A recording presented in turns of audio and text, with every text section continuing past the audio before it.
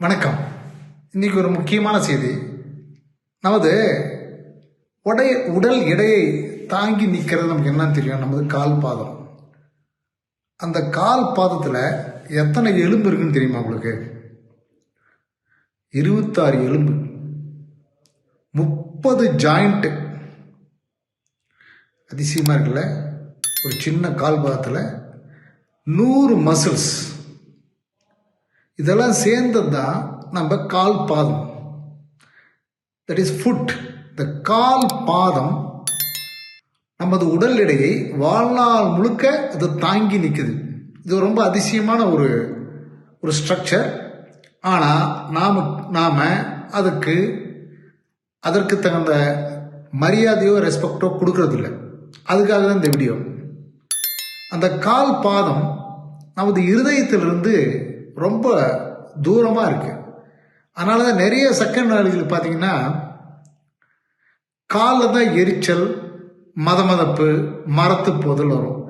ஏன் அப்படி வருது அப்படின்னு பார்க்கும்போது, நான் சொன்னல, இந்த ஜாயின்ஸு மசில்ஸு எல்லாம் நல்லா வேலை செய்யணும்னா அதுக்கு சீரான ரத்த சப்ளை, அதில் இருக்கிற நரம்புகளில் உயிரோடு இருக்கணும்னா சீரான ரத்த சப்ளை வேணும்.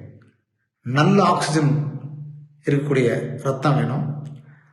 அந்த நல்ல ஆக்சிஜன் இல்லாமல் ரத்த ஓட்டம் தடைப்பிடிச்சுன்னா சர்க்கரை நோயாளிகளுக்கு ரத்தத்தில் சர்க்கரையுடைய அளவு அதிகமாக இருக்கும்போது கொஞ்சம் கொஞ்சமாக கால் பாதத்துக்கு ரத்த ஓட்டம் கம்மியாகும்.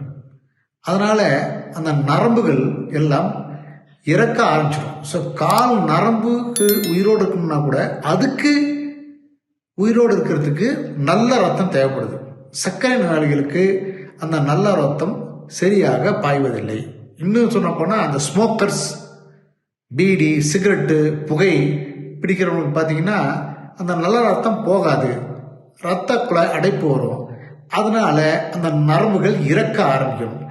அந்த நரம்பு இறக்க ஆரம்பிச்சதுன்னா அது டையிங் கிரையிங் நர்வ் சொல்லப்படின்னு சொல்லுவாங்க. அந்த நரம்பு இறந்துகிட்டு இருக்குன்னு அர்த்தம். அது சாப்பாட்டுக்கு அழுது, அதுதான் கால் எரிச்சல். ஸோ அப்படியே விட்டுட்டோம்னா கால் எரிச்சல் மரத்து போயிடும். அப்புறம் பஞ்சு மேல் நடக்கிற மாதிரி இருக்கும். காலில் புண்ணானா தெரியாது.